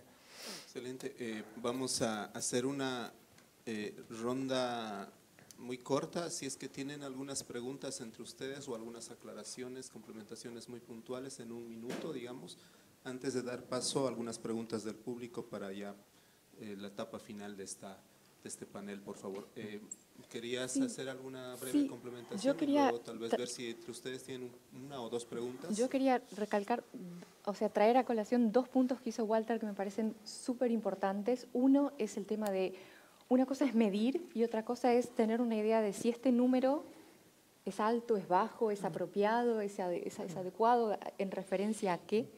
Entonces me parece que además de la medición lo que tenemos que tener es metas asociadas a qué. O sea, está claro que la Agenda de Naciones Unidas pone la responsabilidad primordial de los ODS sobre los estados nacionales y que los estados nacionales por sí solos no van a llegar a cumplir esa agenda y que hace falta todo el peso y toda la maquinaria del sector privado que los aliente y los motorice, y entonces esos indicadores tienen que tener relación a cómo llegamos a la Agenda de Naciones Unidas, en qué plazos y cómo vamos disminuyendo estos números. Entonces, este número es el de hoy, cómo se relaciona al que tenemos que tener para 2030, para 2050 y cómo vamos a llegar con una hoja de ruta clara que nos permita verlo. Y el otro punto que me parece importantísimo que mencionó Walter es esta cosa de los recursos tienen muchos usos posibles,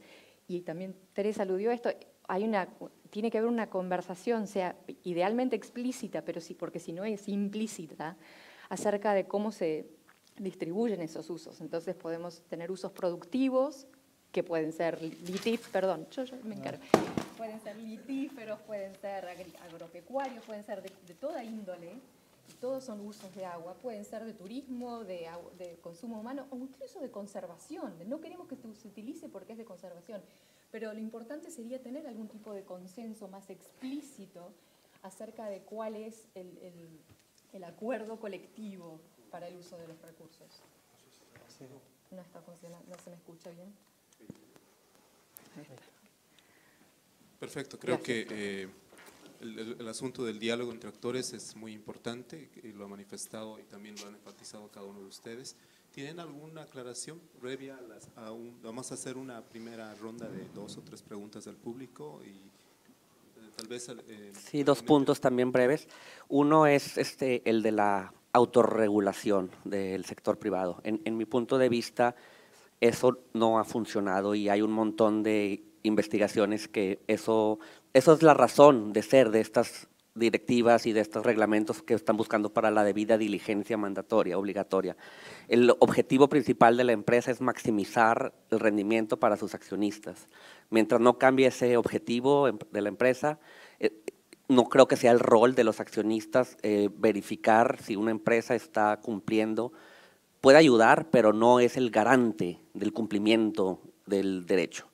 Y el segundo punto que me gustaría hacer, tiene que haber un Estado fuerte, tanto en el país donde se produce como en el país donde están las empresas que compran, ¿no?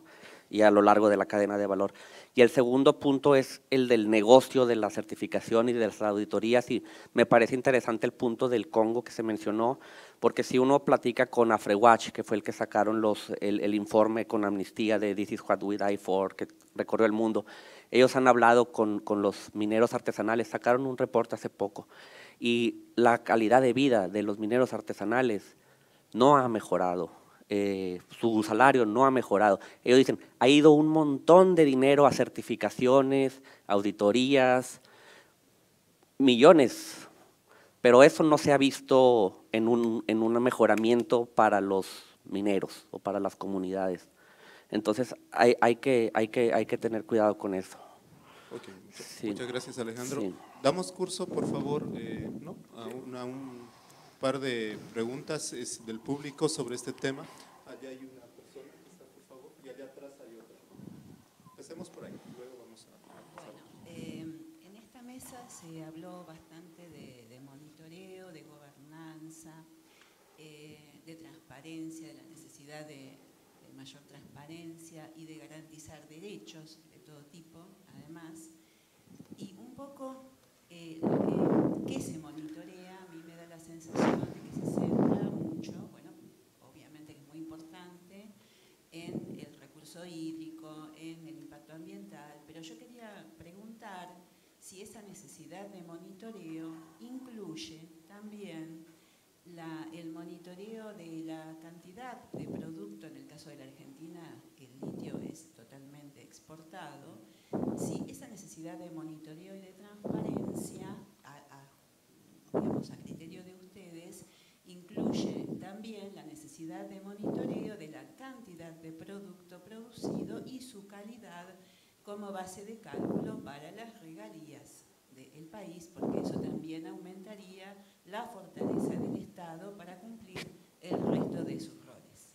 Muchas gracias.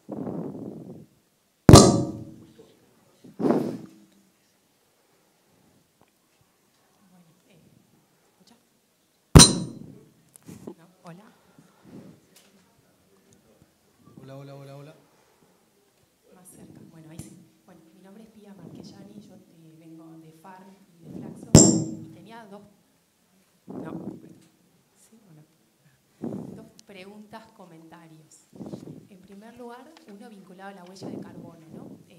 ¿Cuáles son esos indicadores que están siendo discutidos? Porque a mi modo de ver me parece que se están olvidando otros indicadores ambientales que son sumamente relevantes, como los vinculados a la biodiversidad. Estamos viendo justamente que la crisis es climática y es de biodiversidad, y que hay como si fuera un sesgo hacia la cuestión del carbono. Por ejemplo, hay investigadores del CONICET que están documentando la presencia de microorganismos que tienen capacidad de capturar ese dióxido de carbono y liberar oxígeno. No puedo hablar.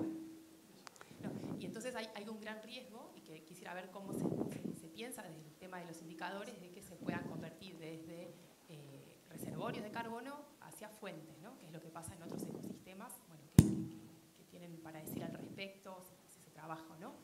Y el otro punto de vista, que parece una opinión, quizá un comentario, vinculado a la cantidad de normas que hay con distintos tipos que responden a distintos actores, y en casos concretos, cuando se habla de la consulta, hoy la consulta de las comunidades existe en diversos mecanismos regulatorios, voluntarios y demás, y me parece que hay un riesgo muy grande de lo que sucede cuando llega la hora de hacer la consulta, el convenio 169 de la OIT, la consulta indígena que refuerza derechos de la autodeterminación. Y esto no tiene nada que ver con la buena predisposición y las relaciones comunitarias de la empresa, que llega a un territorio, entabla una relación y tiene un interés creado, tiene un interés específico. Y la pregunta por ahí para la representante del sector empresarial es si la empresa está dispuesta, en general, a invertir tantos recursos y capacidades muy valiosas si la comunidad no lo quiere. Si podría igualmente invertir todos esos recursos para irse con un no. Entonces, la preocupación tiene que ver con que esa relación se entabla sin interferencia de un tercero, imparcial, neutral, que esté atento a estas asimetrías, porque la verdad que construir una escuela es un esfuerzo muy grande y es muy bueno, pero claro, sin dudas, la empresa no es quien maneja el plan educativo y nadie va a empezar a discutir sobre eso. Pero en un horizonte temporal llega la empresa, entabla sus relaciones con muy buena intención, con el interés de avanzar y con la mejor predisposición del mundo, en muchos casos, de brindar información, y cuando llega el Estado, en el mejor de los casos, a consultar, esas comunidades en situación de vulnerabilidad ya entraron en esa conversación parcial, ¿no? Entonces me preocupan la cantidad de estándares que existen y cómo idealmente todos deberían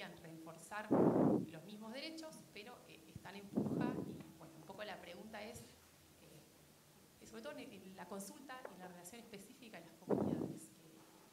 Demasiadas puertas, demasiados temas y ninguno que esté realmente velando por el interés imparcial de las comunidades, de esa manera que no tenga un interés creado. Y el Estado a veces también tiene un interés creado en que avance la explotación. Perdón. Muy bien, partamos por esas dos preguntas, por favor, para no perder el hilo. Bueno, pues casi son 3 preguntas en realidad. Entonces, la primera cuestión relacionada a la renta, a la distribución de recursos, es ese tema relacionado con el monitoreo de las ganancias, las utilidades, las ventas, en fin. Por un lado, el rol de la biodiversidad en los sistemas de monitoreo y el asunto de la consulta previa y sus mecanismos de viabilización en este asunto. ¿Quién quisiera empezar? Lo digamos así, es medio complejo el tema, ¿no? ¿Quién se lanza a la piscina? Con regalías no tengo nada que ver, creo. Yo puedo agregar solamente algo, pero no voy a estar realmente contestando esa última pregunta tuya. El tema de las asimetrías creo que es como el constante al que nos referimos. Hay otros mecanismos, por ejemplo, en donde, o sea, ¿quién puede hacer al otro responsable? No teóricamente, pero sino a nivel práctico. O sea, ¿quién tiene la capacidad de realmente ejercer su autoridad legítima, quizás? Otro mecanismo que se ha usado en algunos casos es lo que se le dice Home State Accountability, o sea, el país que es, en este caso Canadá, de Lithium Americas, por ejemplo, de tener a la corporación donde está radicada la sede, de hacerla responsable por daños, impactos hechos en terceros países, en otros países. O sea, es un mecanismo, porque supuestamente eso está respondiendo a esa asimetría. O sea, un país como Canadá le da, por ejemplo, apoyo económico, apoyo político a través de sus embajadas, y fácilmente puede hacer un relevamiento de cuáles son las corporaciones que tienen mejores récords que otras y dar ese apoyo, o sea, concentrar ese apoyo económico y político para corporaciones que tienen mejores récords en otros países y sacárselo a los que tienen demandas en contra de ellos, por ejemplo.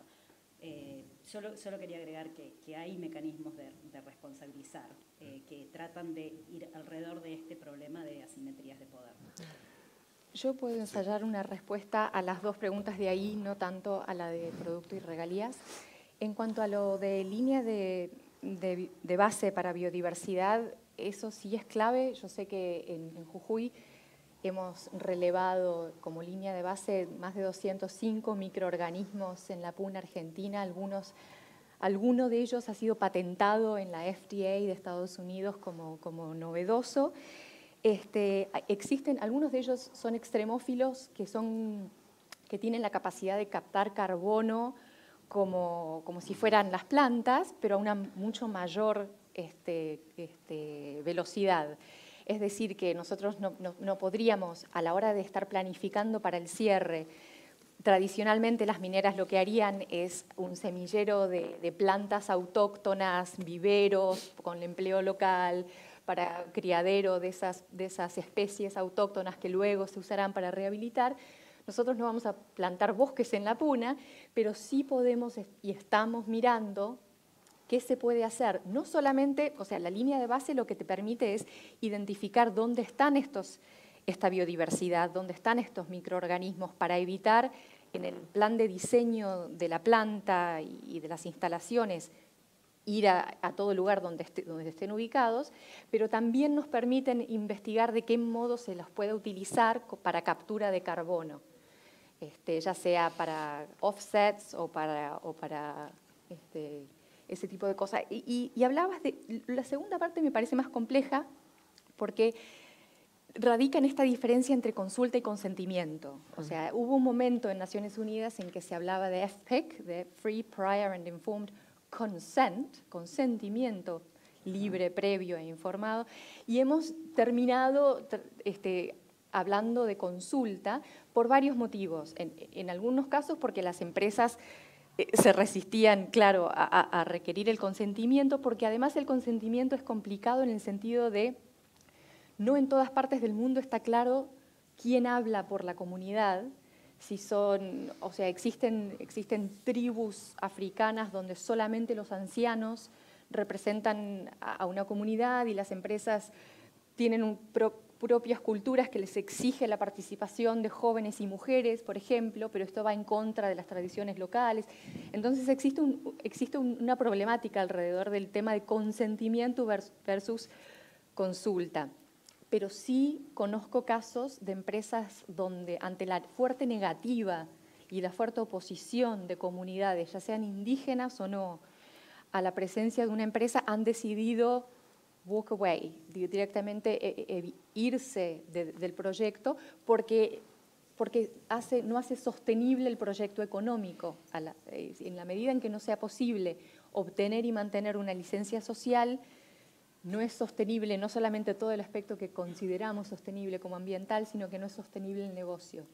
Sí hay instancias de donde esa negativa fuerte ha ocasionado que las empresas se aparten del proyecto.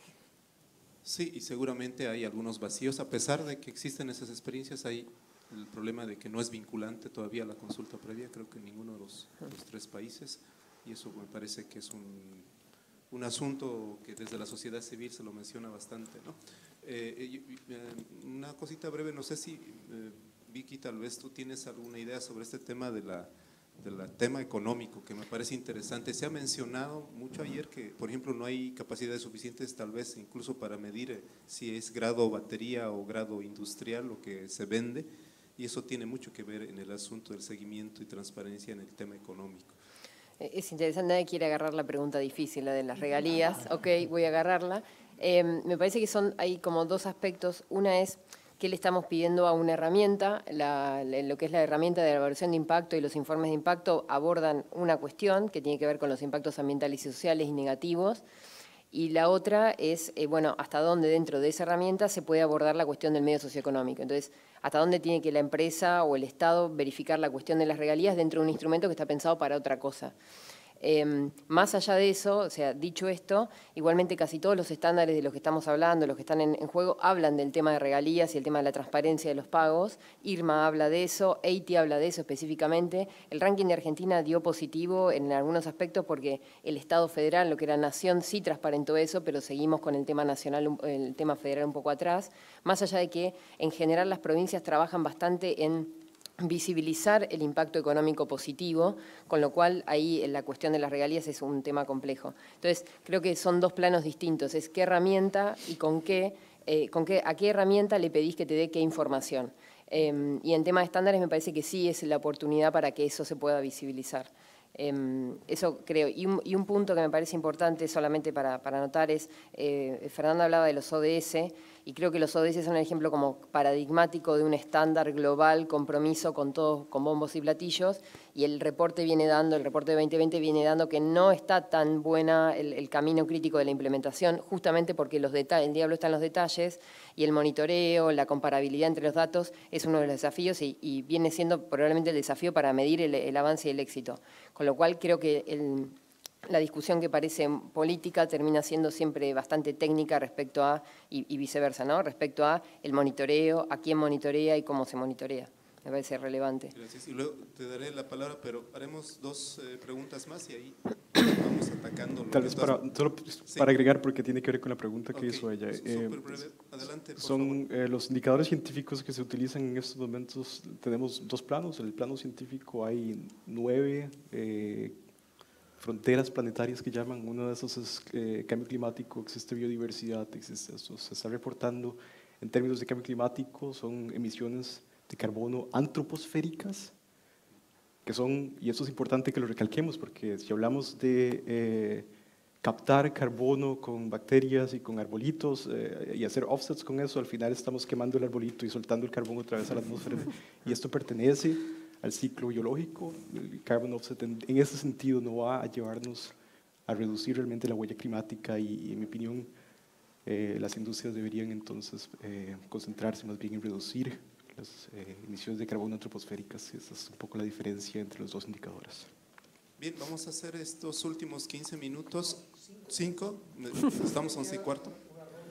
Bueno, entonces desafortunadamente aquí nuestro coordinador es muy estricto. Disculpas, creo que había preguntas del público, pero en el intermedio hagan las preguntas a los expositores.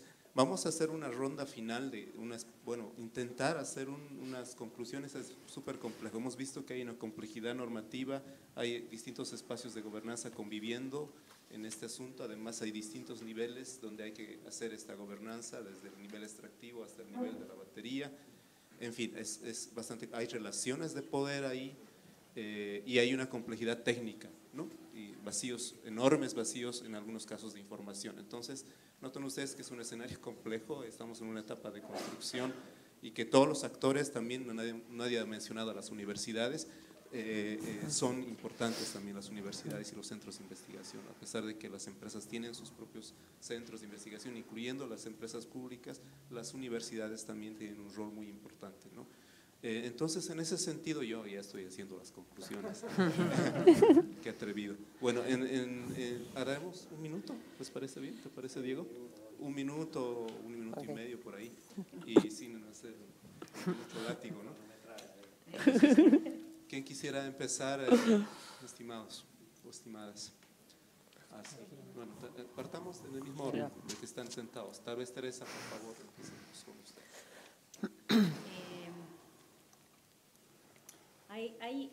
Mi comentario quizás es más global en cuanto a que, y lo mencioné en parte, o sea, creo que es importante pensar que descarbonizar no es una opción. O sea, dentro de lo que yo decía, son opciones a negociar, pero cómo descarbonizar sí es una opción. Y en tomar esas decisiones, en decidir cómo se descarboniza, se tiene que hacer un relevamiento de cuáles son los costos y beneficios para quiénes y quién logra hacerlos visibles y quién no, y cómo negociamos verdaderamente. Yo quizás porque vengo de ciencias políticas no tiendo a creer en esta win-win-win, ¿viste? Que todo sale bien para todos en todo momento, pero sino realmente en este canje de estos trade-offs, o sea, y creo que eso es como la decisión macro que tiene que hacerse no solamente en un país productor, obviamente, pero sino ahora en la conferencia de las partes, por ejemplo, de tener no solo caminos hacia, o sea, de decidir de cuáles son los niveles de descarbonización, pero de cómo llegar a esos niveles de descarbonización. Gracias, Teresa. Alejandro. Sí, pues un poco sobre la debida diligencia y recalcar la importancia de que la debida diligencia es una responsabilidad individual de la empresa y es un proceso continuo, no es hacer una auditoría cada 3 años. Entonces, y involucra el hablar con diferentes partes, academia, informes de la sociedad civil, las personas afectadas, es un proceso continuo. Entonces, también la importancia de que los reguladores de los estados, las autoridades de ejecución y los tribunales deben enfocarse en medir los impactos en el terreno, o sea, lo que está pasando con los derechohabientes, más que en evaluar si este sistema es mejor o aquel otro. Hay algunos que ayudan, como los estándares muy elevados, como el de IRMA, el estándar, pero en muchos países del mundo las autoridades están limitadas, también en Europa, por ejemplo, con lo de la legislación de minerales de conflicto, los estados no lo han podido implementar. Entonces, hay esa necesidad de fortalecimiento del Estado sobre el monitoreo y la regulación de las actividades empresariales.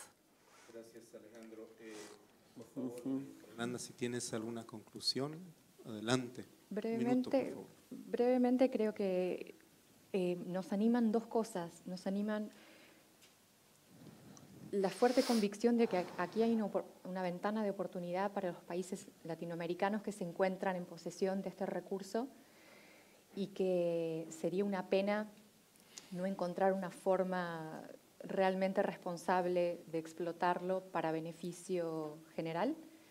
Y en cuanto a los estándares, somos muy conscientes de que no han sido diseñados para el litio, entonces quizás hay una oportunidad para todos, tanto las empresas que estamos usándolos como un recurso como norte, pero para otros, para ver cómo habría que adecuarlos específicamente al litio. Esa es una oportunidad. Bien. Gracias. Walter. Sí. Por ahí asociado a lo que comentaba Alejandra, pienso que lo más importante también es difundir y sociabilizar la información que se genera tanto de parte de las empresas. Por ejemplo, en nuestro caso particular, la huella hídrica, estamos trabajando con la información que está en los informes de impacto ambiental y en las actualizaciones. Entonces eso me parece sumamente importante, y esa articulación entre quizás el sistema científico, la empresa, el Estado y las comunidades, para generar un tipo de diálogo e influir quizás en alguna política que a través de los estándares que tiene aplicado cada empresa uno podría llegar a mejorar, en este caso particularmente, el uso de la huella. Así que eso sería como mi reflexión. Gracias, Walter. Felipe, por favor, adelante. Sí, también pues tenemos un reloj que está corriendo. Ese es el objetivo principal, realmente, tratar de mitigar el efecto del cambio climático. Y hay mucho que hacer. Tenemos también fechas que, para seguir en el ejemplo del fútbol, es en el próximo mundial va a entrar en vigencia el asunto de la directiva de baterías, y hay mucho que hacer, mucho que hablar, mucho que traer en consenso, mucho que armonizar para poder realmente empezar a optimizar cómo la cadena de suministros tiene que ser operada. Me parece importante que hayan estos encuentros de diálogo también. Y nada, muchísimas gracias por la invitación también. Vicky, por favor, intenta hacer un cierre final. Así, inspirador. Sí, como decías, un poco no dramático ni histriónico, pero un poco. Palabras inspiradoras, ok, el pitch. No, me parece, comparto, me robó un poco lo que pensaba mentalmente, el tema de la velocidad de la implementación de estos cambios. Creo que sí tenemos un reloj y que hay que ser como muy inteligente en pensar en cómo se articula esto. No me parece tan, no sé si es peligroso, esto peca de naif, o en realidad todo lo que es el proceso de normas de derecho internacional ambiental nacieron un poco, influyeron y generaron mejores estándares en estos países, con lo cual el proceso ese fue positivo y fue sinérgico. Entonces de ahí tenemos una lección. Tal vez el proceso que se está dando ahora es justamente la privatización de ese proceso, y ahí es donde tenemos que ajustar. Pero creo que estando todos los actores sentados y el Estado de una manera estratégica parándose frente a esas reglas, creo que hay una oportunidad de sinergia. En ese sentido no lo hablamos en este panel, y no sé si surgió en los anteriores, pero creo que la planificación estratégica que haga el Estado, que tiene que hacerla, el ejemplo de la política minera de Chile, o digamos, hay políticas cercanas, hay estados que lo pudieron hacer y actores que se sentaron a la mesa a hablar esto. Creo que es como básico el tener, el capitalizar las reglas, pero al mismo tiempo pararse fuerte con algún tipo de consenso previo, y que estos procesos de estrategia, digamos, de diseño de estrategia son básicos. Y de vuelta, como el llamado es la urgencia, ¿cuánto tiempo vamos a demorar en ponernos de acuerdo sobre estas cosas? Porque el reloj está básicamente avanzando. Así que les agradezco el espacio, y me pareció un espacio súper interesante de intercambio. Muy bien, Diego Murguía y Manuel Olivera les agradecen la paciencia, y agradecerles a ustedes también, y especialmente a los asistentes por el lujo que tenemos en este panel de tenerlos con nosotros. Muchas gracias.